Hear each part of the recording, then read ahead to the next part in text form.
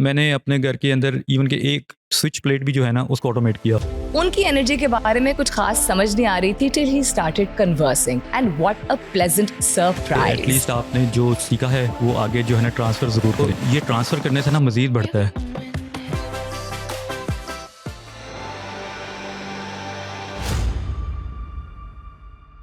Ladies and gentlemen, my name is Salmeen Ansari and I welcome you back to another fantastic episode of Contourcast Podcast for Life Season 2.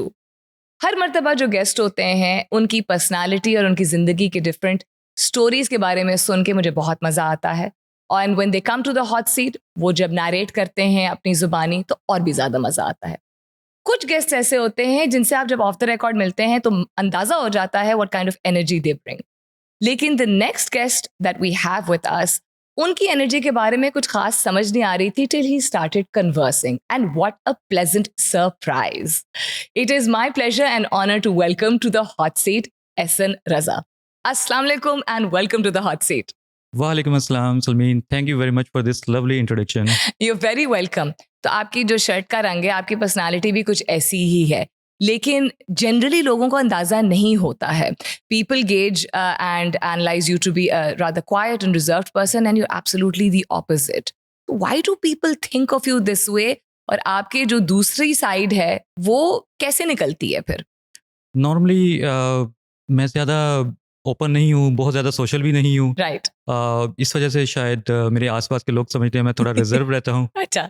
But अगर मैं अपनी personal life देखूं तो मैं उसमें काफ़ी ज़्यादा सोशल हूँ। Okay. ऑफिस लाइफ और मेरी पर्सनल लाइफ टोटली 180 डिग्री पे चेंज है। अच्छा, ओके। तो जब कभी इस तरह का इवेंट होता है विद इन ऑफिस जिसमें हम थोड़े सोशल होते हैं तो उसमें थोड़ी सी पर्सनैलिटी वाजे होती है। अदरवाइज रूटीन वर्क में I am normally a bit kind of a person के जो अपने रूम में बैठा हुआ है, सिर्फ काम कर रहा है और रात को वो घर चला जाता है। Interesting, very interesting. So there's different folds and layers to you, and you see कि आपको कहाँ क्या चीज़ जो है वो एग्जिबिट करने की ज़रूरत है।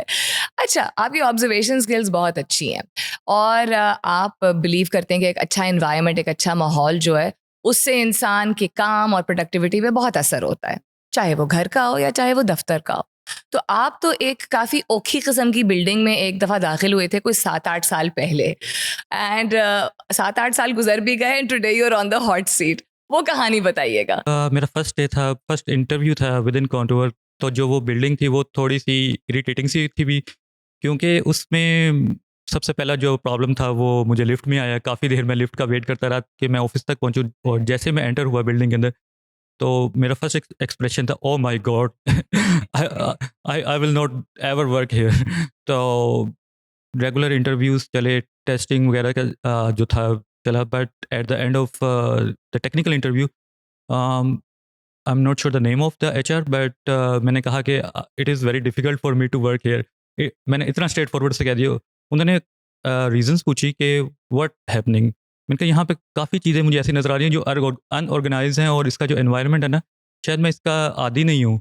उसकी वजह ये हो सकती है कि मैं जिस कंपनी से आया हूँ या जहाँ मैं काम करता रहा हूँ वो बहुत ज़्यादा एक अच्छा एनवायरनमेंट, एक लेविश एनवायरनमेंट प्रोवाइड करते थे, एक फ्लेक्सिबिलिटी प्रोवाइड करते थे। बट ओवर द टाइम मैंने ये नोट किया कि जब मैंने कॉन्टूर में एंटर किया और उसके बाद time flexibility is a good part, but उसके अलावा जो वर्कलोड वाला पार्ट है उन चीज़ों ने ऐसा बैलेंस कर दिया कि मुझे एनवायरनमेंट जो है ना वो इतना फील नहीं हुआ over the time. But contour ने भी जो है ना इस चीज़ को काफ़ी इम्प्रूव किया।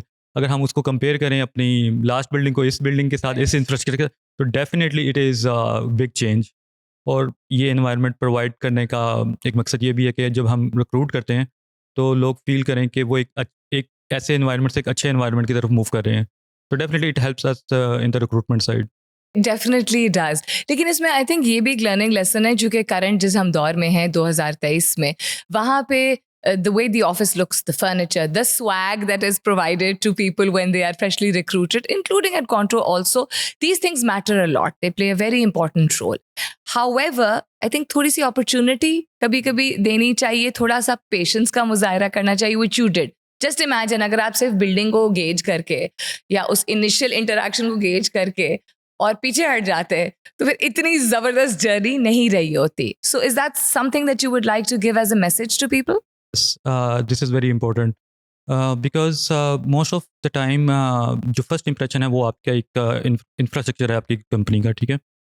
तो उसके बाद जो है ना थोड़ी सी अवेलुएशन है, आपकी पर्सनल अवेलुएशन है कि आप किस रोल में जो है ना जा रहे हैं और क्या स्किल्स आपको मिलेंगी, आप किस तरह के लोगों के साथ किस तरह के कल्चर में काम करेंगे।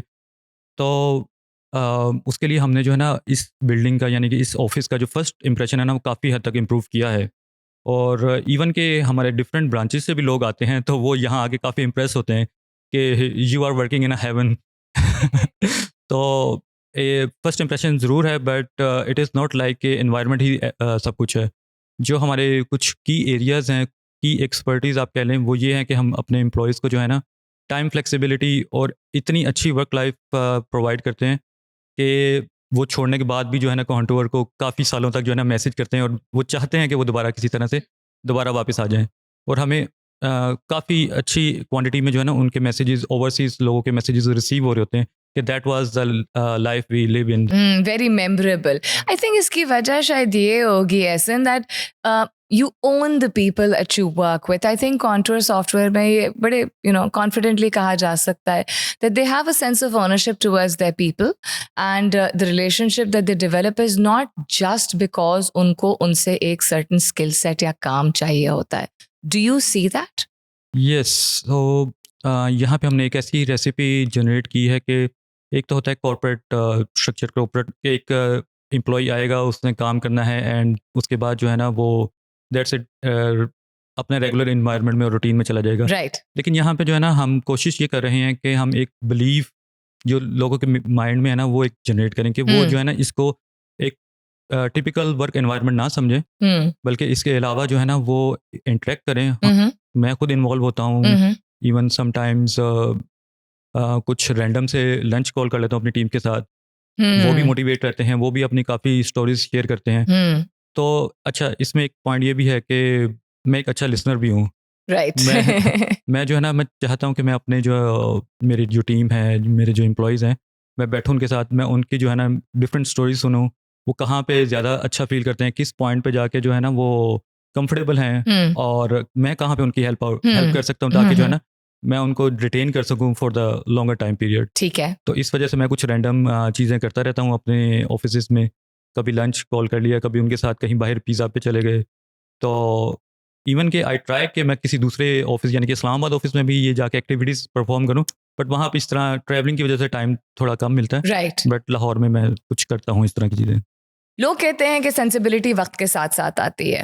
ये बिल्कुल सही बात है. अब हर एक का वक्त डिफरेंट होता है, बट कोई एक ऐसा टर्निंग पॉइंट आता है कुछ लोगों की जिंदगी में अर्लियर, कुछ लोगों की जिंदगी में लेटर, जहां वन रियली वेक्स अप, एक वेकअप कॉल मिलती है. आपके साथ भी कुछ ऐसी शायद स्टोरी हुई हो या ऐसा कोई टर्निंग पॉइंट आया हो may be in your younger years which has now led you to be so calm, sensible and so level headed. Would you like to tell us about your back story?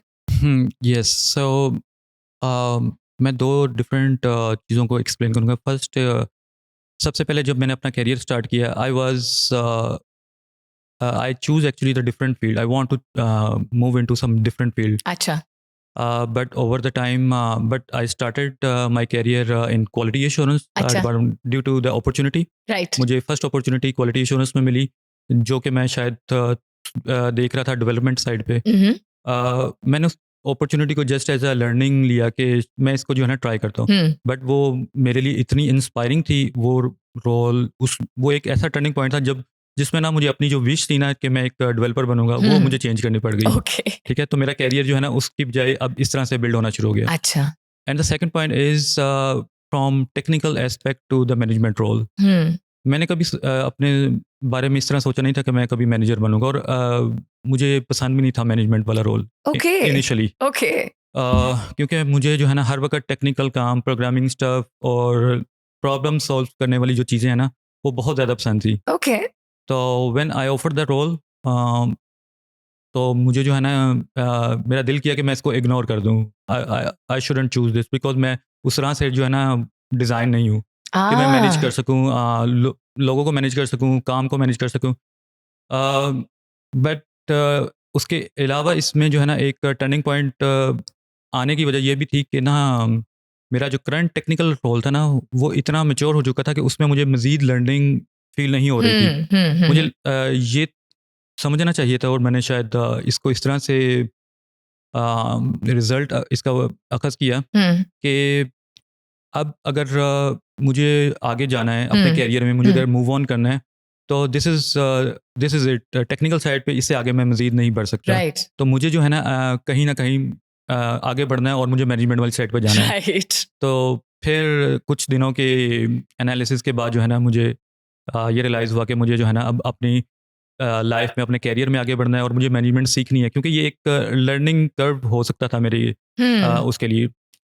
तो फिर मैंने इस role को accept किया और एक challenge लिया अपने लिए, क्योंकि मैं इस तरह से बना नहीं हुआ कि मैं मैनेज कर सकूं। But over the time I learn कि ना ये बहुत चैलेंजिंग रोल और बहुत अच्छा रोल रहा मेरे लिए। इसमें ना सिर्फ कि मैंने ऑटोमेशन या टेक्निकल साइड को एक्सप्लोर किया, क्योंकि अब पहले मैं सिर्फ एक टीम के लिए काम करता था Right. और वो प्रॉब्लम सॉल्व करता था। अब Right. इसमें बहुत ज़्यादा टीम है, 100+ टीम्स हैं। Because it's service line. It is service line. Right और बहुत ज़्यादा लोगों के साथ इंटरेक्ट करने का मौका मिलता है, उनके चैलेंजेस, उनके कोडिंग के चैलेंजेस, Right. हाँ, इवन के क्यूए के चैलेंजेस देखने का, समझने का और रिजॉल्व करने का मौका मिलता है। राइट तो मुझे लगता है कि अब जो है ना डोमेन और अब जो स्कोप है वो बहुत ज़्यादा वास्ट हो गया है। इसमें people management is a part, right but technical skills भी जो है ना काफ़ी ज़्यादा इसके बाद ग्रो करना शुरू कर गई। जबरदस्त बात होगी। Thank you for sharing this. अब आपका पोर्टफोलियो इतना वसी हो गया है।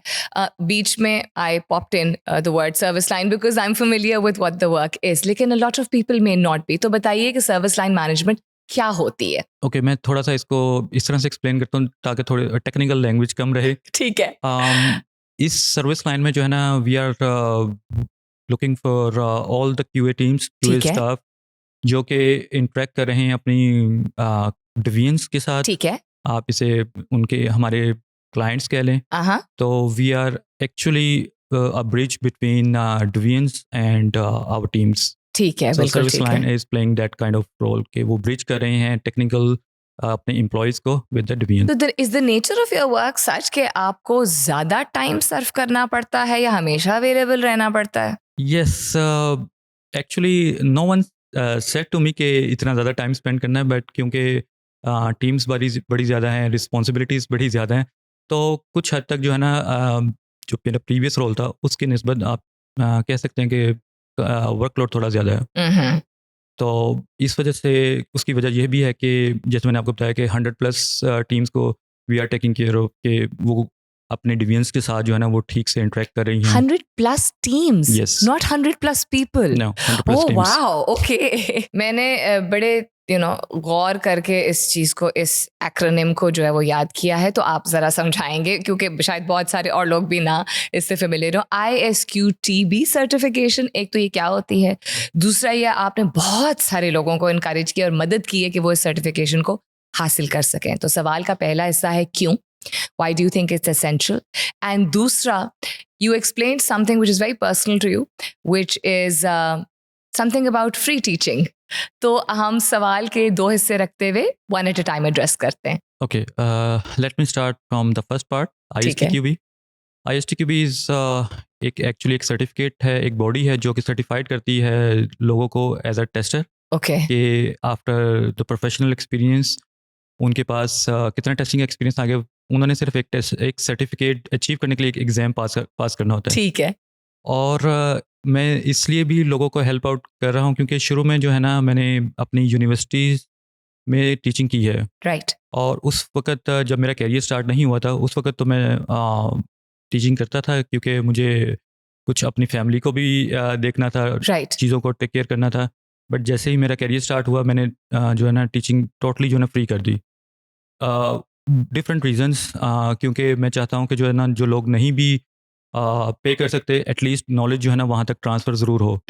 और इसको जब मैंने अपने प्रोफेशनल करियर में शुरू किया तो ISTQB is the very fundamental part of the QA department for the tester actually. ठीक है। तो अपनी फर्स्ट कंपनी में मैंने इसके कुछ ट्रेनिंग्स डिलीवर की।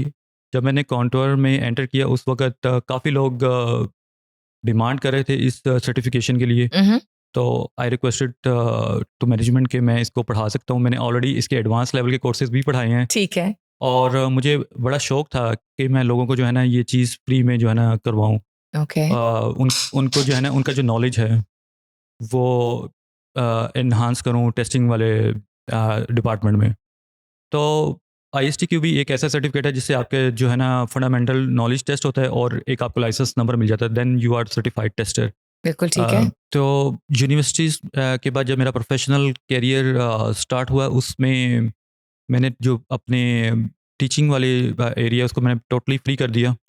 मैं फिर नॉलेज ट्रांसफ़र करता था विदाउट एनी फ़ी कॉस्ट। वाओ और उसकी एक वजह ये भी रही कि ना मुझे पढ़ाने का काफ़ी शौक रहा है अपने Right. इनिशियल करियर में। ठीक मैं अपने कुछ जो स्टूडेंट्स थे उनका फाइनल ईयर प्रोजेक्ट भी कंसल्ट किया करता था। इंटरेस्टिंग और ISTQB इसलिए स्टार्ट हो गया या इसकी ट्रेनिंग्स मैंने इसलिए स्टार्ट कर दी क्योंकि ये एक फर्स्ट स्टेप है टेस्टिंग डिपार्टमेंट में, एक फंडामेंटल नॉलेज है। तो जब मुझे पता लगा कि इसकी इतनी डिमांड है, लोग सीखना चाहते हैं और सर्टिफाइड होना चाहते हैं क्योंकि एक प्रॉपर लाइसेंस नंबर आपको मिलता है। बिल्कुल तो मैंने इसको पहले खुद किया, पहले मैं खुद सर्टिफाइड हुआ, फिर मैंने इसको जो है ना डिलीवर करना शुरू किया अपनी फर्स्ट कंपनी में। जब मैंने कॉन्टोर में एंटर किया तो काफ़ी बड़ी तादाद में लोग अवेलेबल थे जो कि ये सर्टिफिकेशन करना चाहते थे, बट उनको डायरेक्शन नहीं पता थी। तो I requested to the management कि मैं ये करवा सकता हूँ। मैंने Right. ऑलरेडी जो है ना इसके एडवांस कोर्सेज ट्रेनिंग मैंने करवाई है अपनी लास्ट कंपनी में, और ठीक मैं ऑलरेडी सर्टिफाइड हूँ, ठीक तो मैं है ये डिलीवर कर सकता हूँ। तो फर्स्ट जो बैच था वो मोर देन 60 पीपल का था और उसमें से मेरे ख्याल 55 लोग जो है ना वो सर्टिफाइड हो गए थे। वंडरफुल और कुछ लोग इसलिए नहीं हुए थे कि उन्होंने एग्ज़ाम ही अटेम्प्ट नहीं किया था due to their personal reasons. और इसको सेकंड टाइम भी मैंने कॉन्टोर में 2019 में करवाया। उसमें थोड़ा सा शॉर्ट करवाया था क्योंकि हमारे पास ऑलरेडी रिकॉर्डेड वर्जन था उसका 2020 का। राइट तो सॉरी 2017 का। 2017 का या तो 2020 में जो है ना वो काफ़ी हद तक तो उसने कवर अप कर लिया, बट क्योंकि मैं दोबारा से लोगों के पास जाके देखना चाह रहा था कि अब जो है ना कितना पैशन है इस सर्टिफिकेशन के लिए। ओके तो वो कुछ दौर कोविड का भी था। रिमोट ट्रेनिंग्स ने काफ़ी हेल्प आउट किया। ओके इसमें जब हमने इसको एज अ रिमोट किया ना तो बहुत ज़्यादा तादाद में लोग आ गए इसको करने के लिए। और ये कुछ टाइम भी था दिसंबर एंड का जिसमें नॉर्मली छुट्टियां होती हैं, आपको वर्कलोड कम होता है, तो इस वजह से भी काफ़ी एम्प्लॉयज़ ने जो है ना इसको अटेम्प्ट किया, सर्टिफाइड हुए और उसके सर्टिफिकेशन के बाद वो अपना सर्टिफिकेट भी भेजते रहे। काफ़ी जगह से अप्रिसिएशन भी आई कि सर ये हमने एटलीस्ट कई लोगों ने जो है ना इसका बहुत अप्रिशिएट किया। राइट राइट बिल्कुल और ये एक अच्छा एक्सपीरियंस रहा विद इन कॉन्टोर। आपकी गुफ्तगू से और आपके रवैये से एक कॉमन मैसेजिंग निकल रही है and that is doing more with people. Inclusion का जो कॉन्सेप्ट है, आपने अपनी जब टीम की भी बात की तो आपने ऐसी ही बात की कि कभी बाहर ले जाऊंगा, कभी उनके साथ पिज्ज़ा पार्टी हो जाएगी एट्सेट्रा।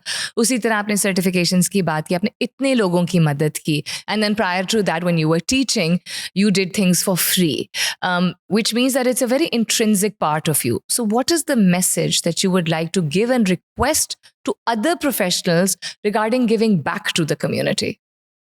मेरी एक थ्योरी ये है कि जो नॉलेज है ना वो डिलीवर करना चाहिए, वो ट्रांसफ़र करना चाहिए अपने जूनियर्स को या कम से कम उन लोगों को जो कि डिज़र्व करते हैं। मेरा मैसेज इन सब प्रोफेशनल्स के लिए ये है कि एटलीस्ट आपने जो सीखा है वो आगे जो है ना ट्रांसफ़र ज़रूर करें। तो ये ट्रांसफ़र करने से ना मज़ीद बढ़ता है। जो बिल्कुल। आपने बचपन में भी सुना होगा कि जो इल्म है ना वो डिस्ट्रीब्यूट करने से मज़ीद ग्रो करता है। तो इसीलिए हमारे जो है ना लोगों में ये चीज़ होनी चाहिए कि वो ट्रांसफ़र करें इस इल्म को अगर आपने सीखा है।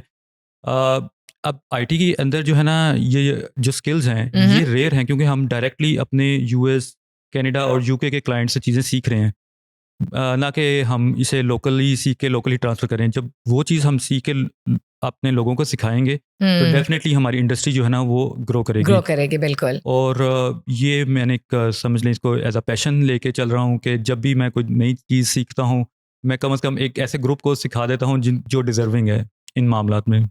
आपने नए का लफ्ज़ इस्तेमाल किया तो आपको नए गैजेट्स और नए रंग और नए फैशंस, बहुत सारी नई चीज़ों का शौक है। So let's take it one step at a time. बहुत सारी चीज़ें आपने ऑटोमेट की हुई हैं अपने घर में। Let's talk about that.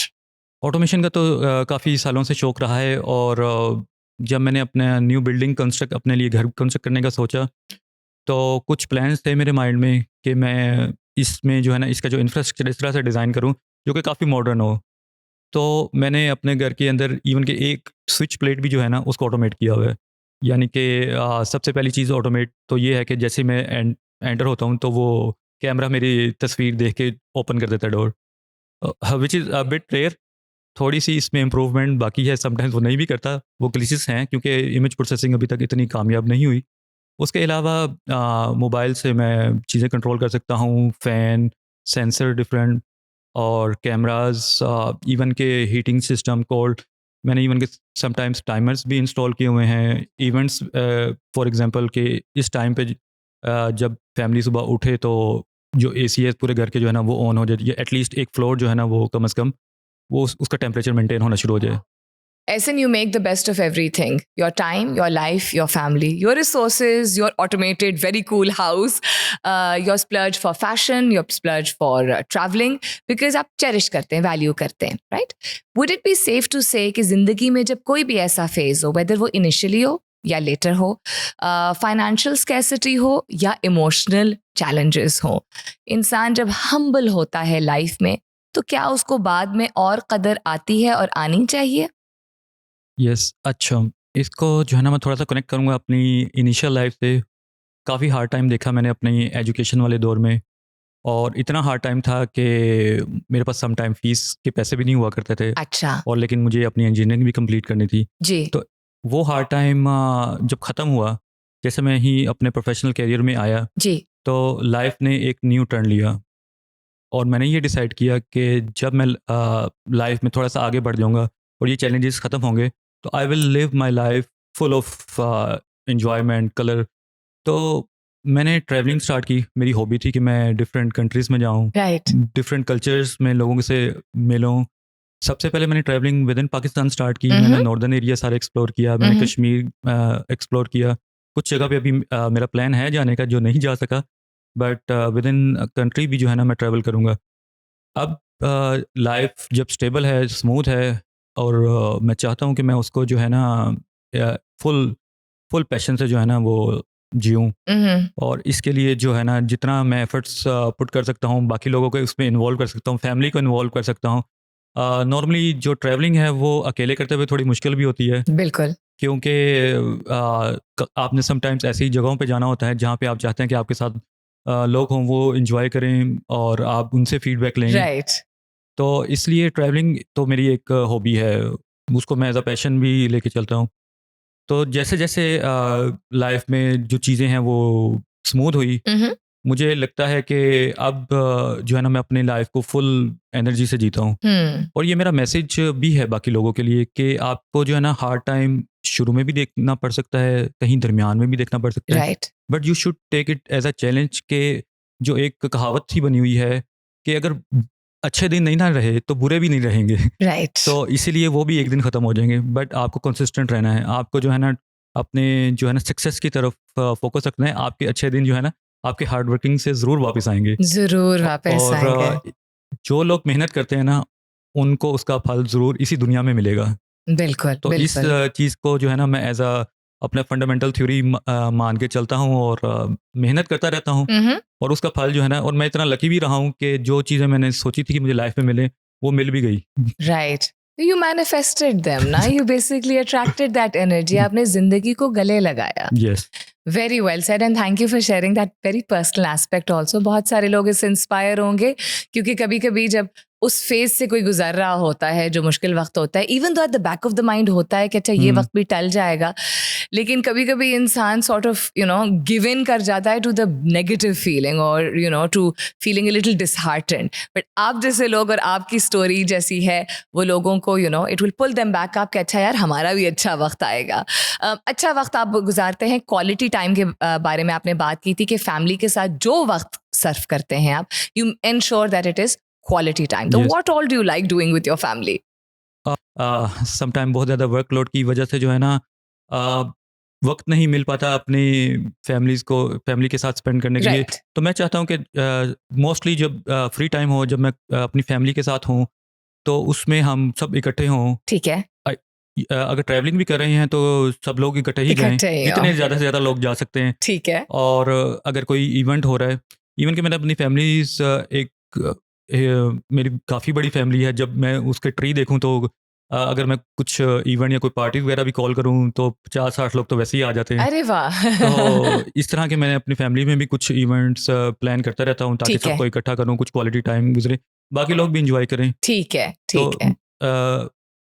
इस हवाले से जो है ना मेरा जो है ना जो पैशन है वो ये है कि मैं सबके साथ मिल के मिल के जो है करें। ना ये क्वालिटी टाइम जो है ना गुजारूँ। Okay, so the more people, the happier you are, and the happier they are yes. also.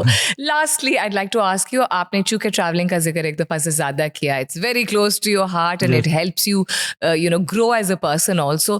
तो आज तक जितनी आपने जगहें हैं, जितने ममालिक देखे हैं, उसमें आपकी फेवरेट जगह कौन सी रही है और क्यों रही है? मैं 3 जगहों का जो है ना नाम लूँगा और उनके एक्सपीरियंसेस शेयर करना चाहूँगा। ठीक है।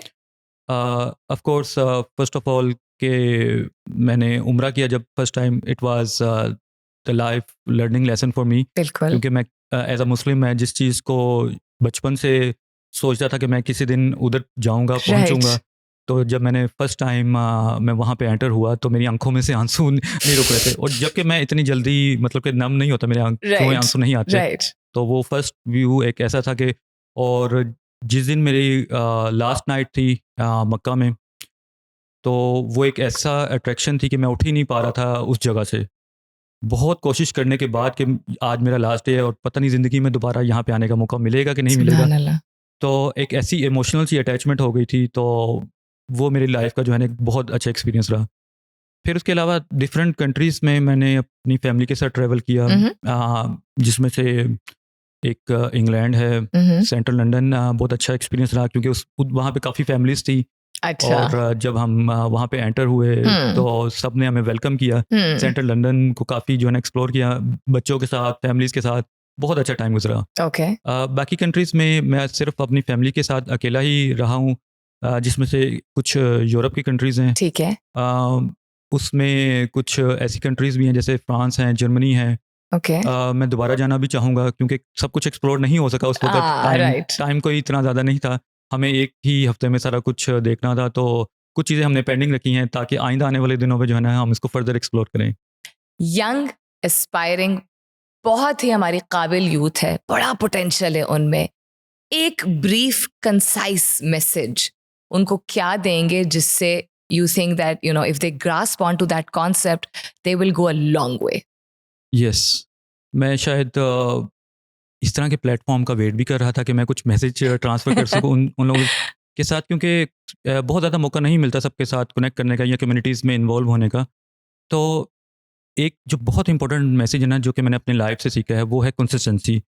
आज की जो जनरेशन है ना उसके अंदर बहुत जल्दबाजी है। राइट। वो आज ही सब कुछ करना चाहते हैं। लेकिन मैं कहता हूँ कि अगर आपने अपनी लाइफ में कामयाब होना ना तो आपको कंसिस्टेंट रहना पड़ेगा किसी एक चीज़ के अंदर। आप सब कुछ नहीं सीख सकते और एक दिन में तो सब कुछ नहीं सीख सकते। तो अगर आपको सीखना है ना तो आप कंसिस्टेंट रहें किसी एक टूल के ऊपर, किसी एक टेक्नोलॉजी के ऊपर, किसी एक स्किल के ऊपर, और उसको अच्छी तरह सीखें, उसको एंजॉय करें, और आप फील करें कि अगर आप इसको एंजॉय करें ना तो आप इसको अपने करियर का पार्ट बना लें। अदरवाइज अगर आपको कुछ अर्सा सीखने के बाद लगे कि you are not right person for this particular tools या टेक्निकल, आप मूव ऑन कर जाएं। तो जिसमें आपको ज़्यादा मज़ा आए आप उसके ऊपर कंसिस्टेंट रहें। आप हर चीज़ जो है ना सीखने की कोशिश ना करें।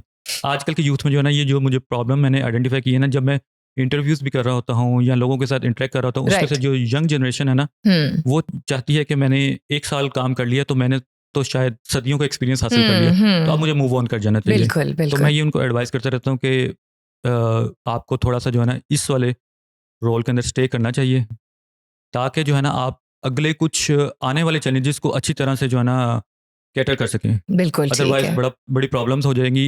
थोड़ा सा नॉलेज जो है ना सबसे ज़्यादा खतरनाक होता है।